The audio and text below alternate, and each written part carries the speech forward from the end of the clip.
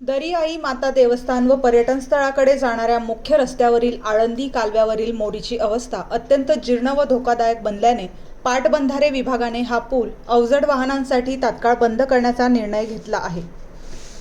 स्थानिक शेतकरी श्री खंडेराव रंगनाथ कातड पाटील दरी मातोरी यांनी दिलेल्या माहितीवरून मोरीवरून अवजड वाहनांची रोज ये-जा होत असल्यामुळे तिला मोठे तडे गेले आहेत।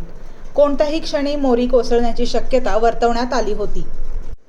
या पार्श्वभूमीवर दिनांक 7 मे 2026 रोजी पाटबंधारे विभागाच्या अधिकाऱ्यांनी पुलाची प्रत्यक्ष पाहणी केली। पाहणीअंती पुलाची संरक्षणात्मक स्थिती अत्यंत नाजूक असल्याचे निष्पन्न झाले। जनसुरक्षेसाठी महत्त्वाचे निर्णय। अवजड वाहतूक बंद। पुलावरून अवजड वाहनांची वाहतूक तत्काळ व पूर्णपणे बंद करण्यात आली आहे।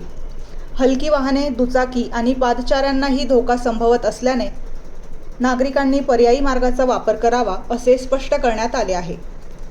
दरी आई माता देवस्थान व पर्यटन स्थळाकडे जाणाऱ्या भाविकांनी व स्थानिक नागरिकांनी तात्पुरता पर्यायी रस्ता वापरावा। पुलाच्या दुरुस्तीबाबत पुढील कार्यवाहीची माहिती स्थानिक पाटबंधारे विभाग, नाशिक यांच्याकडून देण्यात येणार आहे।